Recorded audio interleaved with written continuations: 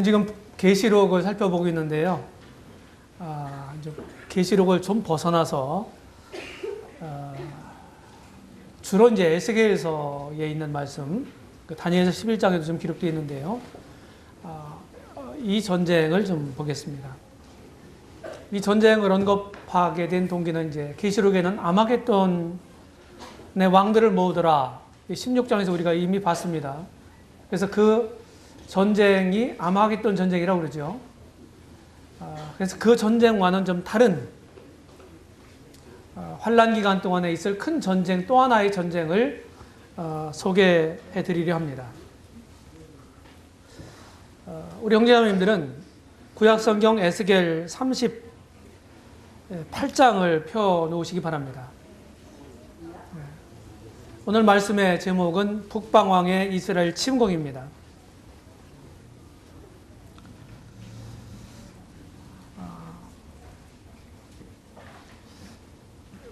교회 휴거 이후에 있을 환란기, 이 7년 환란기는 우리가 임의대로 7년을 정한 게 아니고 다니엘서 9장에 기록되어 있는 다니엘의 70주 예언 중에서 마지막 제70번째 일에 해당되는 기간입니다. 69일에는 이미 성취가 됐고요. 한 일에만을 남겨놓고 있습니다. 그것이 교회 후에 있을 7년 환란 기간에 성취가 되는 겁니다.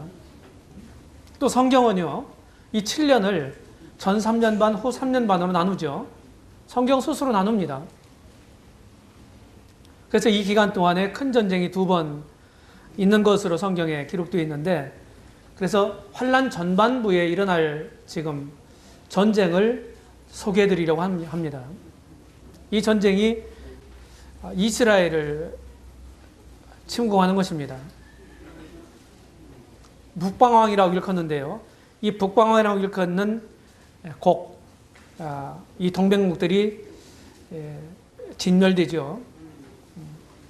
그리고 이제 후반에 일어날 전쟁은 이제 아마겟돈 전쟁이라고 하는 것입니다. 이것은 동방왕들이 중동으로 이제 몰려와서 이 적그리스의 세력과 이 중동에서 맞붙는 것입니다. 다니엘서 11장의 전반 부분은 다니엘 시대의 미래 사건이었지만은 현재 우리 편에서는 이미 일어난 남방왕과 북방왕의 교전을 말해주고 있고, 이제 40절, 다니엘서 11장 40절 이하부터는 우리 편에서 볼 때도 아직 미성취된 이런 전장에 관한 예언으로 봅니다. 다니엘서를 깊게 연구한 학자들은요, 역사하고 다니엘서하고 이렇게 연결시켜 봤을 거 아니에요. 역사적인 우리 역사, 실제 일어났던 일, 그런 거하고 다니엘서의 예언하고 11장에 있는 예언하고 보면 너무나 정확하게 들어맞았어요. 너무나 정확해 나머지 이거는 사람들이 훨씬 이후에 기록한 인위적인 조작이다. 이렇게까지 말했습니다. 주전 한 500년경에 다니엘이 손에 의해서 기록된 게 아니라고 이렇게 사람들이 부인하게 된 겁니다. 너무 정확했기 때문에. 바로 이 전쟁이 북방왕의 이스라엘의 침략 전쟁을 묘사한 것으로 보입니다. 물론 학자들마다 조금 의견이 다른 경우도 있어요.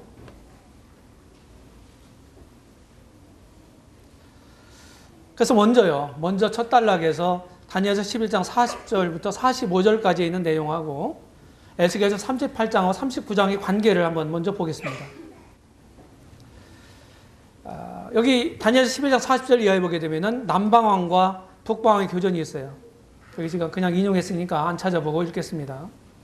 마지막 때에 남방왕이 그를 찌르리니 북방왕이 병거와 마병과 많은 배로 회리바람처럼 그에게로 마주와서 그 여러 나라에 들어가며 물이 넘침같이 지나갈 것이요. 사실은 다니엘서 11장에 나타나 있는 남방왕은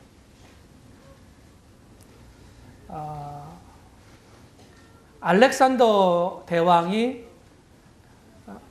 요절을 하잖아요. 세계를 정복한 다음에. 그리고 그 휘하 장군 4명에 의해서 그 헬라 제국은 4국으로 분열을 합니다. 그래서 성경 예언상으로 가장 분열된 4개의 왕국 중에서 요주의 주목하는 이제 왕국이 남왕국이라고 일컫는 애굽입니다. 프톨레미 왕조예요. 그리고 이제 거기는 이제 지금 이집트 그쪽에 있었던 왕조죠. 거기를 이제 남왕국이라고 불렀습니다. 그 다음에 이제 북방왕이라고 부르는 지금 시리아 쪽에 있었던 셀레쿠스 왕조입니다. 이 두 왕조가 서로 이렇게 이제 교전을 하거든요. 그래서 이스라엘 땅이 이제 가운데 있기 때문에 뺏고 빼앗기고 하는 이제 이런 전쟁들을 많이 해요. 이게 이제 다니엘서 11장 전반 부분에 나타나 있고 실제로 그것이 역사 그대로 기록된 예언 그대로 이루어졌어요. 그런데 이제 그냥 그런 그 용어를 그대로 앞으로 성취되지 않은 예언에도 그대로 이제 그런 용어들을 사용하고 있거든요. 시간적인 이런 간격이 있다고 하는 사실을 기억할 필요가 있어요. 그래서 대개 이제 예언을 우리가 공부하게 될 때는 예언상 공백이라는 말을 씁니다. 예언상 공백과 예언상 중첩이라고 하는 말을 쓰는데 이런 개념을 가지고 예언을 공부해야 예언을 봐야 이제 이해가 훨씬 더 쉽습니다. 왜냐하면 주님의 초림과 재림 사이에 이제 바로 이 교회의 시대가 끼어 있기 때문에 이 교회는 구약의 선지자들에게 전혀 계시가 되지 않은 비밀이었습니다. 그런데 현 시대에 이제 나타나서 우리가 이제 그 특혜를 누리고 있지 않습니까? 지금 읽은 다니엘서 11장 40절의 말씀은 남방왕 이집트가 팔레스타인을 공격하는 겁니다. 다시 말하면 아랍연합군일 수도 있습니다. 이미 이스라엘이 독립한 후에 아랍국들이 이스라엘을 크게 3번이나 침공했잖아요. 이어서 북방왕이 육해공 합동으로 이스라엘을 공격해 옵니다. 북방왕은 계속 남방왕까지 공략하여 점령하게 됩니다. 이렇게 이제 묘사가 되어 있어요. 그 다음에 이제 남방국, 이 북아프리카에 이제 북방왕이 머무는 동안에 동과 북에서 들려오는 소문으로 재빨리 회군을 합니다. 팔레스타인으로 돌아와요. 그래서 거기서 그들이 엎드러진다고 기록되어 있습니다. 그래서 북방왕의 회군과 패망이 있는데, 그가 장막 궁전을 바다와 영화롭고 거룩한 산 사이에 베풀 것이나 그의 끝이 이르리니 도와줄 자가 없으리라. 이렇게 말하면서 북방왕의 최후를 예고하고 있습니다. 아마 우리가 이미 계시록 13장에서 본 것처럼 바다에서 나온 첫 번째 짐승, 즉 적그리스도가 죽을 뻔하다가 구사일생으로 살아나지 않습니까? 아마 그 소식일지도 모르겠습니다. 또는 적그리스도가 반격을 가해온다는 소식일지도 모르겠어요. 또 동방 왕들이 군대를 지금 동원하고 있다는 이 소문일지도 모르겠습니다. 그래서 북아프리카까지 이집트까지 이렇게 진군한 이런 북방왕, 이제 자기 백성을 보호하시는 하나님의 개입으로 북방왕이 패망을 당합니다. 그래서 계시록 이 에스겔서 38장과 39장과 다니엘서 11장 40절 이하에 있는 이런 전쟁을 동일 전쟁이다, 똑같은 전쟁이다, 이렇게 보는 이유를 제가 3가지를 말씀을 드리면, 하나는 적그리스도에 대한 예언이에요. 다니엘 11장 39절에 있는 대로. 그래서 이 4구절은 다니엘 11장 36절, 7절, 8절, 9절이요. 이 4구절은 그리스도 재림 직전에 세계를 통치할 적그리스도에 대한 예언으로 봅니다. 역사적으로 많은 학자들이 그렇게 봤습니다. 제롬이라는 학자도 그렇게 봤고 루터도 그렇게 봤어요. 그리고 20세기에 성경학자인 달라스 신학교 총장을 오랫동안 했던 이 존 월버드도 그렇게 봤습니다. 그 다음 두 번째는 종말의 전쟁에 대한 예언 때문입니다. 그래서 자연스럽게 이 위의 단락으로 본 단락은 이어지죠. 마지막 때에라고 말씀하고 있습니다. 마지막 때에. 이 전쟁의 시기를 규정하고 있잖아요. 마지막 때에. 그래서 예언을 해석하고 이렇게 분별하는 우리처럼 이렇게 하는 것은 이제 미래주의 해석학파라고 합니다. 예. 이런 학자들 대부분이 7년 환란기에 일어날 전쟁으로 봅니다. 아이언사이드라든지 에드워드 영이라든지 월버드라든지 이런 많은 학자들이 그렇게 봐요. 그 40절의 그는 문맥상 적그리스도를 가리키고 있다. 적그리스도. 아랍연합군이 그가 이스라엘과 맺은 조약으로 반발하여 침공하는지 모르겠습니다. 다니엘의 70일의 예언에 보면은 이스라엘과 적그리스도가 어디 갑니까? 한 일에 동안 언약을 굳게 정하겠고. 근데 그 절반에 가서 파괴될 것이며 이렇게 되어 있거든요. 사실은 아랍 연맹, 아랍이 많은 이 이스라엘을 지금 둘러싸고 있는데요. 이스라엘을 좋아하는 나라는 하나도 없죠. 그렇죠? 아랍국 중에서 이제 온건 국가라고 하는 이제 요르단이나 이집트 같은 나라는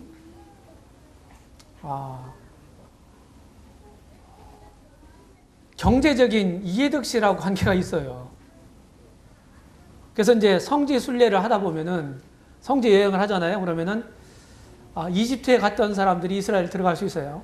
요르단에 갔던 사람들이 이스라엘 들어갈 수 있습니다. 그런데 아랍 강성국이 있죠.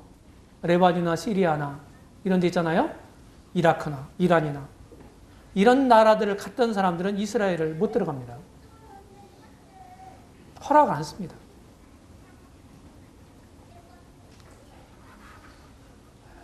그래서 이스라엘과 맺은 조약으로 반발해서 침공하는 것일 수 있습니다. 그 다음 환란기에 대한 예언이 있어요. 이 다니엘서 11장 바로 후에 12장이잖아요. 12장 1절. 거기에 보게 되면은 이스라엘 개국 이래로 없었던 환란에 대한 말씀이 있습니다. 이것은 이제 우리가 말하는 7년 환란기를 가리키는 거라고 봅니다. 개국 이래로 없었던 환란. 우리 주님이 말씀하신 창세 이후로 이전에도 없었고 이후로도 없었던 환란이죠. 이 첫 단어가 그때에입니다. 그때에. 다니엘서 12장 1절에 그때가 첫 단어예요. 그래서 이 전쟁이 환란기 끝에 있을 아마겟돈 전쟁보다 앞서 있는 전쟁으로 보입니다. 이제 조금 이제 얘기하면 또 자세히 말씀을 드리겠습니다. 이 전쟁은 시체를 7개월 동안 치운다고 그랬고요. 그리고 7년 동안 전쟁 수습 기간이 있습니다. 전쟁이 끝난 다음에도 7년 동안 전쟁 뒤설거지를 해야 되는 거예요. 그리고 성경에 나와 있어요. 에스겔서에. 이제 그렇게 볼 때 아마 환란기 아주 종반에 있을 아마겟돈 전쟁하고는 다른 전쟁이 아닌가 이렇게 분별하는 것입니다. 자, 두 번째 단락을 보겠습니다. 이제 에스겔서 38장으로 가면 북방왕과 그 동맹국들을 보겠습니다. 1절로 7절에 보시면 북방왕이 어떤 사람들인가를 보겠습니다. 2절부터 볼게요. 인자야 너는 마곡 땅에 있는 곡 곧 로스와 메셋과 두발 왕에게로 얼굴을 향하고 그를 쳐서 예언하여 이르기를 주 여호와의 말씀에 로스와 메셋과 두발 왕 고가 내가 너를 대적하여 너를 돌이켜 칼고리로 내 아가리를 꿰고 너와 말과 기병 곧 내 온 군대를 끌어내되 완전한 갑옷을 입고 큰 방패와 작은 방패를 가지며 칼을 잡은 큰 무리와 그들과 함께한 바 방패와 투구를 갖춘 바사와 구스와 붓과 고멜과 그 모든 때와 극한 북방의 더갈마 족속과 그 모든 때 곧 많은 백성의 무리를 너와 함께 끌어내리라. 북방왕이 어떤 존재인가 한번 보겠습니다. 이 지리적 증거를 보면은 북방왕은 마곡 왕입니다. 그리고 극한 북방에 위치하고 있다고 지금 말하고 있는 것입니다. 예. 그렇죠? 6절에 우리 읽은 것처럼 극한 북방의 도갈매 족속과 이렇게 얘기를 했어요. 성경 지리상으로 이스라엘 땅에서 가장 먼 곳을 마곡 땅이라고 부릅니다. 우리 계시록에서 나중에 우리가 더 보겠지만은 천연왕국이 끝날 무렵에 사단이 잠시 풀리게 되고 무정이 갇혔던 사단이 풀리게 되고 미혹하잖아요. 사단이 어디를 미혹해요? 이 마곡 땅을 미혹합니다. 가장 먼 곳이죠. 성경 지리상으로 볼 때. 그 다음에 역사적인 증거는 4세기 초 유대인 역사학자였던 이제 그 요세푸스는 야벳의 아들 마곡, 노아의 세 아들이 있었죠? 그렇죠? 셈, 함, 야벳입니다. 이 야벳의 아들이 마곡이었어요. 마곡은 팔레스틴 북쪽으로 이주했다고 밝히고 있습니다. 이런 학자들이. 또한 BC 5세기경 그리스 역사학자 헤로도투스라는 유명한 역사학자가 있어요. 이 헤로도투스도 똑같이 증언했습니다. 그 다음에 이제 5절부터 6절 우리가 읽은 것처럼 이 북방왕의 동맹국에 대해서 보고 있는데 5절에 보게 되면은 바사에 대한 말을 합니다. 바사. 바사는요, 다른 말로 하면 이제 페르시아입니다. 고레스에 의해서 세워진 세계 제국, 이방 4대 제국 중에서 바벨론 제국, 페르시아 제국, 헬라 제국, 로마 제국 그렇잖아요. 이 페르시아 제국, 여기가 이제 다른 말로 뭐라고 하냐? 메데 바사 제국 이렇게도 얘기합니다. 이 바사라고는 국명은요, 얼마 몇십 년 안 돼요. 1935년에 이란이라고 하는 국명으로 개명을 했습니다. 그전에는 바사로 불렸다고 하는 거죠. 뭐 이의가 없습니다. 그 다음에 구스는요, 노아의 그 장손이죠. 구스가. 함의 장자입니다. 헬라어로 이디오피아입니다. 이디오피아. 에디오피아 내시가 예루살렘 예배를 하러 왔다가 돌아가면서 집사 필립의 전도를 듣고 회심하고 돌아가죠. 에디오피아라고 하는 나라는 아프리카의 동북쪽에 위치하고 있습니다. 그 나라 우리 이제 한국 전쟁 때 우리나라를 도와준 나라예요. 참전 국가가 뭐 26개국? 맞습니까? 맞아요? 제 기억이 맞습니까? 그 중에 하나라고요. 지금처럼 못 사는 나라였다면 우리나라 못 도와줬을 겁니다. 그때는 우리보다 나았던 거죠. 이 구스는 그 나라를 가리킵니다. 에디오피아를 가리키는 겁니다. 그 다음에 이제 붓이라고 하는 말이 나오죠. 붓. 5절 하반 맨 끝부분에 보면 붓. 붓은 함의 셋째 아들입니다. 리비아를 비롯해서 그 북아프리카 쪽의 아랍국들을 가리키고 있다. 거기 뭐 알제리라든지 튀니지라든지 이런 나라들이 있지 않습니까? 그 지중해를 접하고 있는 북아프리카 쪽의 나라들이죠. 그렇죠? 동쪽에서부터 뭐 이집트, 그 다음에 리비아, 뭐 알제리, 튀니지 이렇게 쭉 되지 않습니까? 이런 나라들을 가리키고 있는 거다. 이 붓이라고 하는 말이에요. 그 다음에 이제 6절에 보게 되면 고멜과 그 모든 때라고 하는 말이 나와요. 이것은 야벳의 장자입니다. 예전 그 동구 공산국가들을 가리키고 있는 것으로 보입니다. 그래서 고대 로마 제국 지도나 현대 유대 탈무드도 폴란드, 체코, 동부 독일 이런 그 다녀보강 유역에서 이 고멜과 그 모든 떼들이 살고 있다. 이렇게 증언하고 있습니다. 그 지금 동구권, 동쪽의 유럽 나라들, 유럽을 뭐 한자로는 구라파라고 그러잖아요. 그렇죠? 구라파.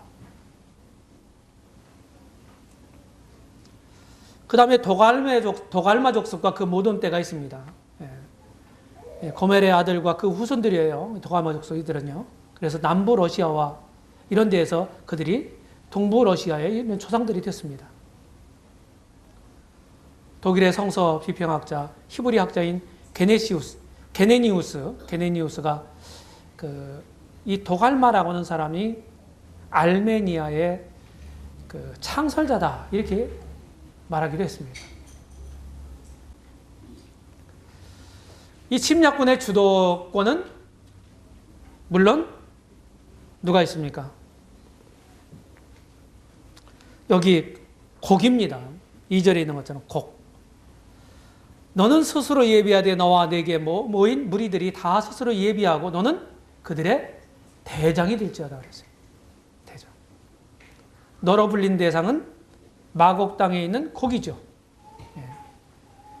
이것이 이제 중동의 지도입니다. 중동의 지도예요. 여기가 이스라엘입니다. 이스라엘.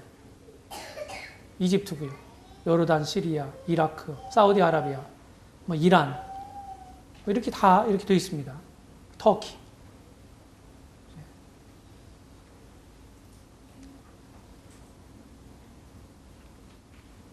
전쟁 현황을 한번 개략적으로 보겠습니다. 자세하게 이걸 살펴보려면 1시간 갖고 모자라거든요.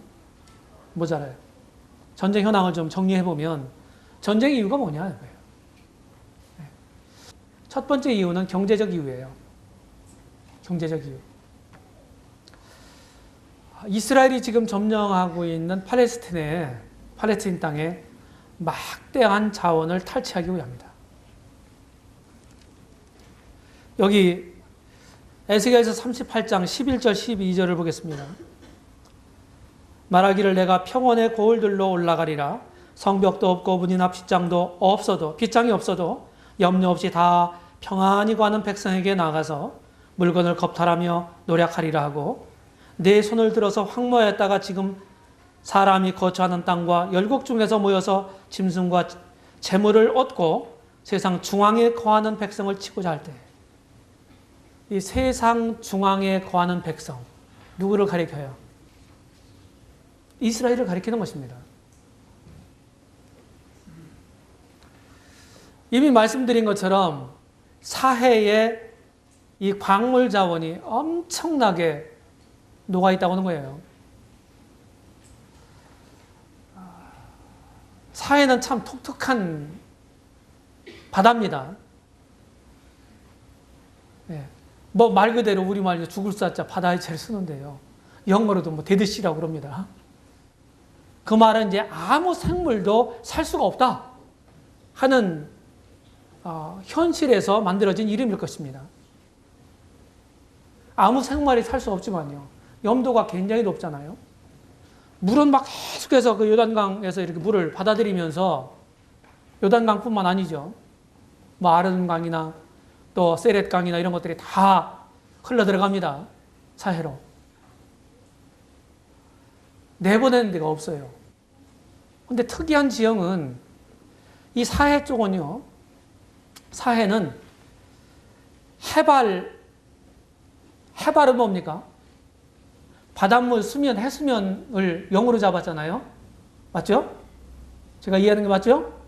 그런데 사해는 해저 400m예요. 그러니까 보면은 우풍 파인 곳입니다. 그리고 거기는 고온 건조한 지역이에요. 기후가 웅덩이처럼 땅 속에 400m나 이렇게 들어가고 있으니까 온화하죠. 더 그렇죠? 이 땅 속으로 더 들어갔으니까. 그래서 이제 우리 여기 어디 있습니까? 우리 같이 가는 우리 형제도 있는데요. 우리가 12월 달 중순에 갔는데 거기서 해수욕을 한 거 아닙니까? 12월 달에 바다 들어갈 수 있어요? 추워서 못 들어가죠. 근데 거기는 들어갈 수 있었습니다. 근데 그 바닷물, 사해 바닷물이요, 엄청난 물질을 함유하고 있다는 거예요. 그걸로 해서 많은 공산품들을 만들어냅니다. 특별히 이제 피부병에 별로 안 좋은 분들이 그곳에 가서 휴양을 합니다. 계속 그 물로 씻고 이렇게 해서 좋은 결과를 얻었다고 하는 이런 보고들도 많이 있어요. 근데 여기에 보면은 KOH 화학기호로 수산화칼슘이죠. 그렇죠? 칼륨 하이드록사이드죠. 이 수산화칼슘이 2000년 동안 전 세계가 쓰고도 남을 양이 있다고 하는 거예요. 예. 이 수산화칼슘은 비료와 폭약 제조의 원료가 된다고 하는 것입니다. 매력적이죠? 이것뿐만 아니게 대표적인 거예요. 그 다음에 이제 지정학적인 이유예요. 지정학적인 이유. 거기는 이 중동은 이미 말씀드린 것처럼 3개 대륙을 잇는 곳입니다. 그렇죠? 아프리카, 아시아, 유럽입니다. 굉장히 중요해요. 우리 한반도에도 계속해서 한반도도 역사적으로 보면 침공을 많이 받은 곳이잖아요. 이유가 뭡니까? 지정학적인 이유가 있습니다. 요충지인 거예요. 거점입니다.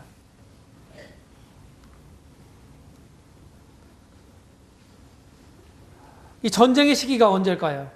8절에 보면은 여러 날 후 곧 말년에 그랬습니다. 내가 명령을 받고 그 땅에 오래 황무하였던 이스라엘 산에 이르리니 그 땅 백성은 칼을 벗어나서 열국에서부터 모여들어오며 지금 1948년 5월 달에 독립을 했지 않습니까? 예. 이제 교회가 휴거되고 나면은요, 더 그럴 거라고요. 고토로 돌아오는 이런 것들이, 이런 이스라엘 사람들이 더 가속화될 것입니다. 들어오며 이방에서부터 나와서 다 평안히 거하는 중이라 그랬습니다. 말년에 그랬어요, 말년에.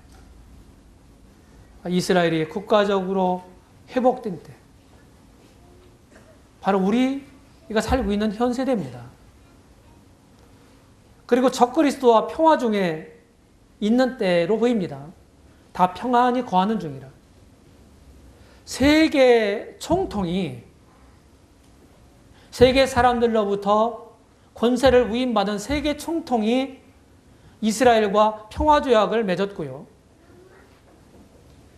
그들의 종교와 신앙의 자유를 보장했습니다. 그러니까 그들은요, 그 어느 때보다도 평화가 보장된 거죠. 지금도 이스라엘 사람들은 마음을 못 놔요. 왜? 주변에 다 아랍국들이 자기들을 적대시하는 아랍국들이 지금 둘러싸여 있기 때문에, 아랍국들로 인해서 그들은 마음을 못 놉니다. 인구가 별로 안 되지만요, 그들은 강력한 군대를 가지고 있습니다. 그들도 핵으로 무장이 되어 있습니다. 이스라엘도. 핵 보유국 중에 하나예요. 이스라엘도. 그 다음에 환란 전반기일 거다 이렇게 보는 겁니다. 전쟁이 일어난 후 7년 동안 전쟁의 수습이 있을 거라고 이렇게 에스겔 39장 9절에 말씀하고 있죠. 거기 보면 이스라엘 성읍들의 거한 자가 나가서 그 병기를 불피워 사르되 큰 방패와 작은 방패와 활과 살과 몽둥이와 창을 취하여 7년 동안 불피우리라. 만약에 이 전쟁의 환란 후반 부분에 일어난다고 한다면 천년왕국으로 들어가서도 전쟁에 대한 수습을 계속 해야 된다는 결론이 나오잖아요. 그렇게 보이지 않습니다.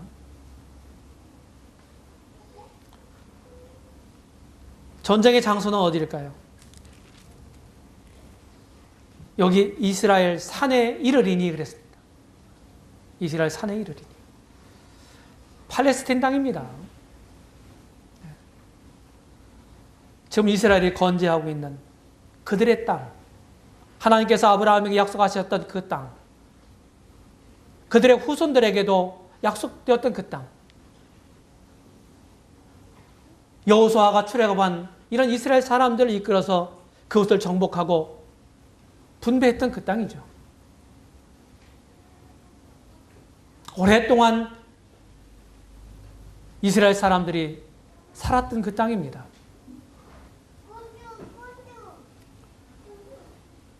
그 땅에서 전쟁이 일어날 것입니다. 전쟁의 변수가 있어요. 하나님의 개입이 있습니다. 어떻게 이 북방왕이 완전히 패망할 건지 성경을 통해서 한번 근거를 보겠습니다. 38장 여기 19절 20절을 보면 내가 투기와 맹렬한 노로 말하였거니와 그날에 큰 지진이 이스라엘 땅에 일어나서 이거 말씀하세요. 큰 지진이 일어나서 20절 후반 부분에 보게 되면 지면에 있는 모든 사람이 내 앞에서 떨 것이며 모든 산이 무너지며 절벽이 떨어지며 모든 성벽이 땅에 무너지리라. 북방왕이 이스라엘의 땅에 머무는 동안에 큰 지진이 일어난다고 생각해 보세요. 아마 혼비백산이 될 겁니다. 그 다음에 내부 반란이 일어납니다. 21절 보십시오. 나 주 여호와가 말하노라 내가 내 모든 산 중에서 그를 칠 칼을 부르리니 각 사람의 칼이 그 형제들을 칠 거다. 동맹국, 이 연합국 안에서 자중질환이 일어나는 겁니다.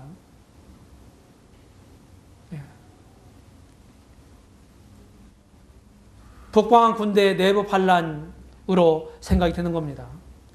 그 다음에 38장 22절에 보게 되면 또 내가 큰 온역과 피로 그를 국문하며 이렇게 말했습니다. 큰 온역, 온역이 뭐예요? 전염병입니다. 전염병. 이 군대 안에 군인들 사이에 퍼진 이 전염병으로 큰 타격을 받게 되는 겁니다. 그 다음에 그 다음 말씀이 뭡니까? 폭우와 큰 우박덩이와 불과 유황으로 그와 그 모든 때와 그와 함께한 많은 백성에게 비를 내리듯 하리라. 천재지변이죠? 감당이 안 되죠. 이런 여러 가지 일 때문에 어떻게 됩니까? 이 북방왕의 연합군이 몰락하는 것입니다. 멸망하는 거예요. 이 전쟁의 결과는 어떠하겠습니까?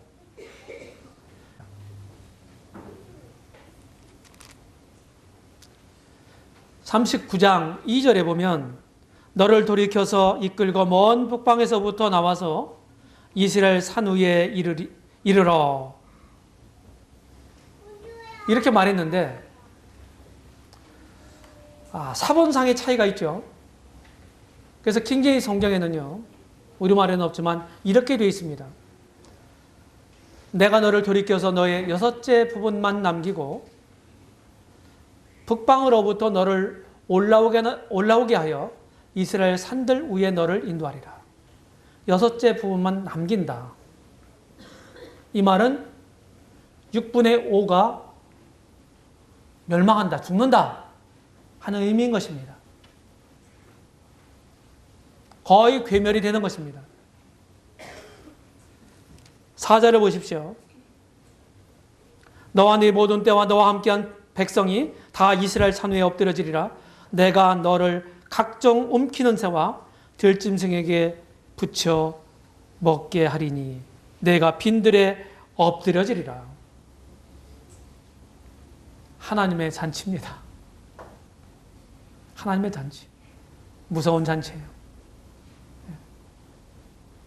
전쟁 통에 많은 사람들이 죽기 때문에 그 시신을 수습할 여유가 별로 없어요.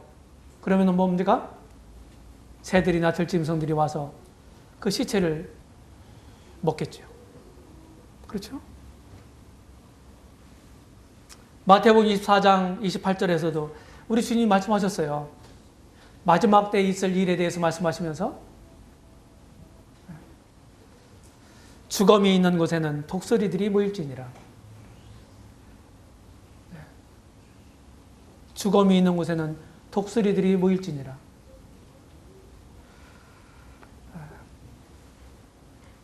제가 시티아에 있을 때 외국에 있는 그 강사분에게 어떤 형제가 이런 질문을 했어요. 이 말씀을 인용을 하면 마태복음 24장 28절이면 이 독수리가 뭘 뜻합니까? 생뚱맞은 질문을 했습니다. 뭡니까? 깊은 뜻이 있습니까? 그냥 독수리예요. 이제 좀 생뚱맞은 질문이잖아요.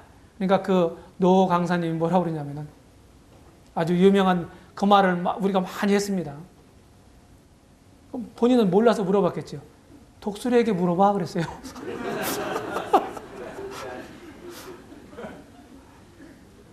그래서 이제 그 뒤부터 그 말을 우리가 많이 사용했습니다. 독수리에게 물어보면 답이 있을 거 아니에요? 아마겟돈 전쟁 때도 이와 같은 유사한 일들이 있을 겁니다. 사해라든지 그쪽 에돔 쪽에 큰 절벽 같은데 그런 데에서 굴을 파고 독수리가 번식을 합니다. 그러면서 이제 구약 성경에 이 독수리, 어미 독수리가 새끼 독수리를 훈련한 장면도 있어요. 거기서 막 떨어진다는 거예요. 수십 길랑 떨어집니다. 그럼 어린 독수리 새끼는 어떻게 합니까? 안 떨어지려고 막 푸드덕거릴 거 아니에요? 그렇게 반복해서 훈련을 시킨다는 거예요. 그럼 어미 독수리가 땅에 닿기 전에 탁 와서 받아서 다시 올려놓고 이렇게 한다고 그러는 거예요. 그런 것처럼 하나님이 너희를, 이스라엘을 그렇게 보호하셨다. 이렇게 말씀합니다. 그런데요, 참 놀라운 보고가 있어요. 독수리들의 이 번식이 더 왕성해졌다고 하는 겁니다. 지금 우리 시대에 하나님이 아마 이 큰 전쟁을 통해서 생겨날 많은 시체들을 치울 이 장의사들을 많이 준비하고 계신다. 독수리 떼를 이런 생각을 하는 것입니다. 종전 수습 기간도요. 지금 7개월이라고 말씀하고 있어요. 7개월. 12절에 보시면 이스라엘 족속이 7달 동안에 그들을 장사하며 그 땅을 정결케 할 거다.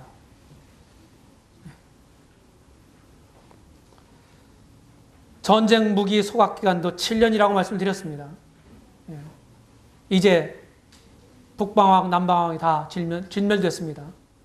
세계의 이제 세력은요, 동방왕과 적그리스도 세력만 남아 있습니다. 양대 세력. 이 두 세력이 환란 끝부분에 맞붙습니다. 이제 그걸 가리켜서 우리는 아마겟돈 전쟁이라고 부르는 것입니다. 이렇게 정리할 수가 있습니다. 네. 이제 결론을 생각해 보죠. 결론 첫 번째로 하나님이 주신 것을 누리고 그 안에서 만족하고 행복한 것이 하나님의 본심입니다. 우리가 왜 불만족할까요? 우리 욕심 때문입니다. 욕심. 우리의 욕심은요, 얼마나 많이 가졌든지 간에 어떤 위치에 오르렀든 간에 만족할 줄을 모르게 합니다. 그러면 거기에는 그 만족할 줄 모르는 사람이 행복하다고 생각하겠어요? 평안하겠습니까? 아니요. 사람들이 욕심을 부립니다. 네. 다른 들짐승들도요, 먹을 것을 월동 준비를 하는 그런 짐승들도 있습니다. 그런데 대개 육식동물들 한번 생각해 보세요. 육식동물들은 저장해 놓는 법이 없죠? 맞죠? 그들은 그냥 배 채우면 끝납니다. 그냥 남아도 남겨두고 가요. 사람들이 욕심을 부리는 거죠. 이 욕심 때문에, 인간의 욕심 때문에 많은 인간 사이에 문제가 옵니다. 많은 잘못된 것들을 저지르게 되죠. 그래서 에덴 동산에서 쫓겨난 이후에, 타락한 이후에 우리 인간 역사는 인간의 욕심으로 빚어진 전쟁의 역사라고 해도 과언이 아닙니다. 과거에도 현재에도 미래에도 우리의 욕심이 채워지지 않습니다. 움킬 것을 노리는 것입니다. 지금 우리가 소개했던, 함께 살펴봤던 이 북방왕의 이스라엘 침공, 이 전쟁도 그 욕심의 일환이에요. 고린도후서 3장 5절에서 우리의 만족은 오직 하나님께로서 나느니라. 우리에게 주어진 현실이 어떠하든지 간에 우리는 믿음 안에서 만족할 수 있어요. 욕심은 한도 끝도 없습니다. 마치 무적인 것 같아요. 밑빠진 독과 같습니다.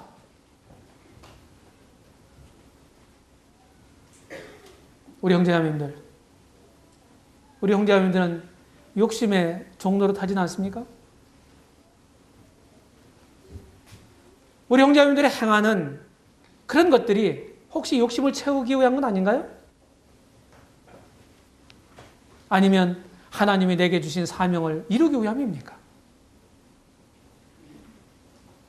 우리 마음의 중심을, 우리 마음의 동기를 살펴보기를 바랍니다. 결론 두 번째로, 어떤 드라마에서 6.25 때 난리는 난리가 아니다,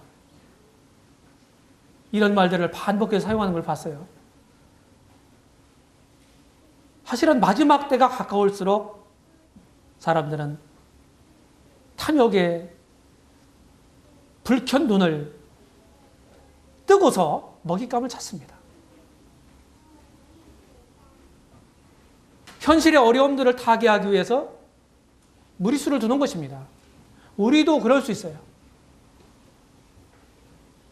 항상 무리수는, 욕심은 무리수를 두게 되고 결국 그것은 크나큰 오점과 후회를 남깁니다. 그동안 저질러온 죄악을 징벌하기 위해서 하나님이 던진 미끼를 덥석 무는 것입니다.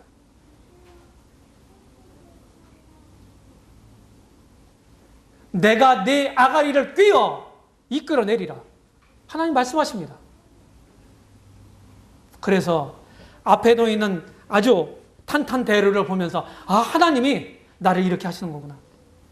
뭐 그럴 수도 있지만요, 그렇지 않을 수도 있다는 사실을 기억하시기 바랍니다. 거기에 내 욕심으로 거기에 혹하고 있는 건지 아닌지 잘 분별해야 되는 것입니다. 주님께서 친절하게 말씀하세요. 마태복음 24장 25절에서 마지막 때에 될 일을 말씀하시면서, 보라, 내가 너희에게 미리 말하였노라. 미리 말하였노라. 미리 말씀하십니다. 다시 오실 주님을 고대하면서 우리 욕심을 버리고 순전함과 성실함으로 살아야 합니다.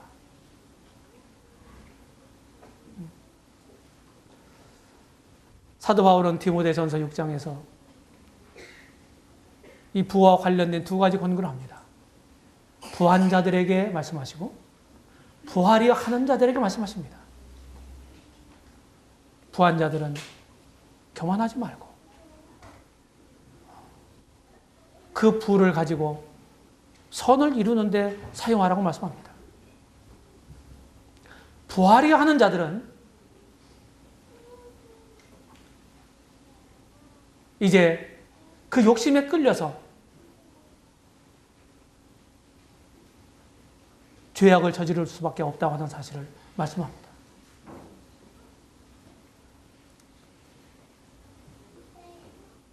주님이 주신 우리 환경에서 순리대로 살아가시기 바랍니다. 대개는요, 이 부와 관련해서 굉장히 거부가 되는 사람들이 있어요. 근데 그런 사람들은 특별한 사람들입니다. 대개 우리 범인들은요, 우리가 성실하게 일할 때, 성실하게 일하고 그 가게를 잘 운영할 때 우리에게 필요한 만큼 부가 축적이 되는 것입니다. 그 이상도 그 이하도 아니라고 생각해요. 그래, 일확천금을 노리지 마시고 순전한 마음을 가지고 주어진 현실에서 성실하십시오. 그러면 우리의 필요를 그분이 채우실 것입니다. 순전한 마음, 중요한 것입니다. 이런 모든 전쟁들이 전부 인간의 욕심이 빚어낸 결과입니다. 기도하겠습니다.